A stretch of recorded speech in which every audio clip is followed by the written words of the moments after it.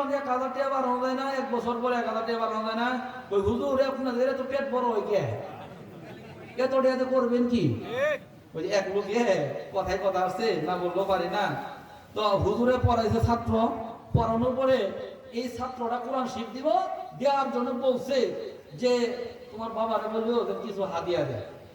কি দেয়? অভাবে কথা বলে না, অভাবে স্বভাব নষ্ট, কারণ তার তো ঘরে নাই। আরে 3টা সন্তান যদি হুজুরের ঘরে থাকে, এই 3টা সন্তানের যদি পড়ালেখা করাইতে হয় তাহলে কি পরিমাণ টাকা দরকার। এখন উনি বলছে যে তোমার বাবারে বলবা কিছু হাদিয়া যেন। এখন সন্তান যে বাবারে বলছে আব্বা আমি তো কোরআন শিখ নিতেছি, তো আমার হুজুরের 500 টাকা দেওয়া যায় না বা 100 টাকা দেওয়া যায় না, যাই হোক।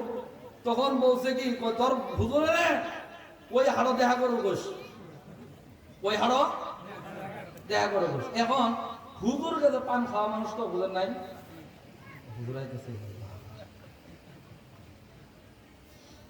মুসলমান বন্ধুরা আমার লক্ষ্য করে শুনুন।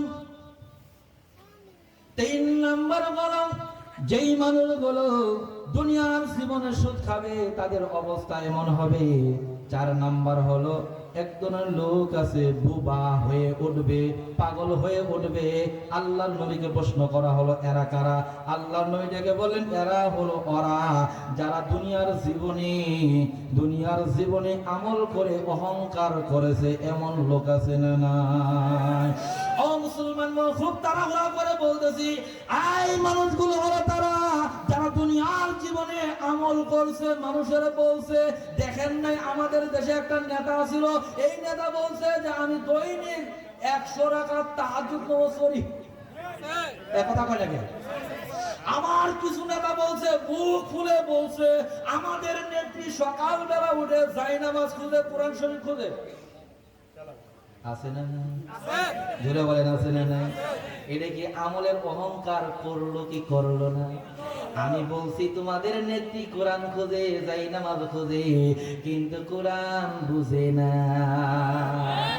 কোরআন যদি বুঝতো, এই মহিলাটা যদি কোরআন বুঝতো, আলেমদের সম্মান করতো, আল্লামা দেলোয়ার হোসেন সাঈদীর মতো ব্যক্তিকে 13টা বছর ওই কারাগারে প্রকোষ্ঠে রাখতে পারতো না। কথা বলেন ঠিক কিনা?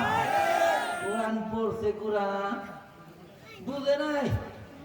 এই জন্য এই সমাজের ভিতরে শান্তির চিন্তা ভাবনা করে নাই। আর যদিও বুঝছে, আবুল আবের মতো বুঝছে যে কোরআন যদি মানি, কোরআন যদি জানি, আর কোরআন দিয়ে যদি সমাজ গঠন করি, তাহলে আমার নেতা এরাও থাকবো না, কারণ আমার নেতা হলো খাম খাম পাড়ি। কথা কেন? আরে ভাই, আমি নিজে ভুক্তভোগী। আমি নির্বাচনের সময় গেলাম এক জায়গায়, মনে করেন নাম বলবো না, নাম বলে আবার ধরা খাই যাবো গা। তো বলতেছে কর কমিশনে যাই একটা টিন সার্টিফিকেট তুলবো, তোলার জন্য গেছি। যাওয়ার পরে বলতেছে যে হুজুর আপনার কাছে তো বেশি চাওয়া যায় না, মাত্র 4,000 টাকা দিবেন। কয়টা? কয় এই 4,000 টাকা মনে করেন ওই টেবিলে যাব, ওই টেবিলে যাব, ওই টেবিলে যাব, সবার সেটা যিনি সিগনেচার করবো ওনার টেবিলে যাব। আমি আশ্চর্য হয়ে গেলাম, তাহলে সরকার কি এগুলো কি দেয়? কিছুই দেয় না। এই যে আয়ে ব্যয়ে যা খাইলেন এগুলো কি হালাল না হারাম? এভাবেই তারা তৈরি করছিল। এবং কি এমন ইতিহাস আছে যারা আল্লাহ পাক রব্বুল আলামিনের জমিনে কোরআনের কথা বলতে চায়, বলাতে চায়, তাদেরকেও তারা টেন্ডারবাজি করে কিছু ঘুষ নিছে। আর ঘুষ নিয়েই তারা পারমিশন দিছে। আর পারমিশন দিয়ে কয়ে দিছে কি, দিলাম পারমিশন, কোন ধরনের কথা বলা, কোন উস্কানির কথা বলা যাবে না। তার মানে বাবার বিরুদ্ধে কথা বলা যাবে না, নেতার বিরুদ্ধে কথা বলা যাবে না। যেই নেতা এত দুর্নীতি করছে তার বিরুদ্ধে কোনো কিছুই বলা যাবে না। রাস্তা দিয়ে যাবেন, হুসট খেয়ে পড়ে যাবেন, রাস্তাটা কে করলো এটাও বলা যাবে না। তাহলে এমন একটা পজিশন ছিল, কোন পজিশন জানেন?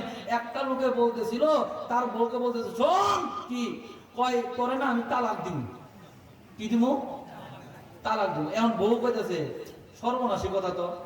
আচ্ছা তালাক দিয়ে দিবা, কইতেছে কই বইলেও তালাক, শুইলেও তালাক, দাঁড়ায় থাকলেও তালাক। বিপদ না, বুঝেন নাই? বউ কইতেছে কে গো স্বামী, তুমি কইলে বইলেও তালাক, শুইলেও তালাক, দাঁড়ায় থাকলেও তালাক, তাহলে আমি আর করবো কি? কমছে করবো কি? এই কথা কইলেও তালাক।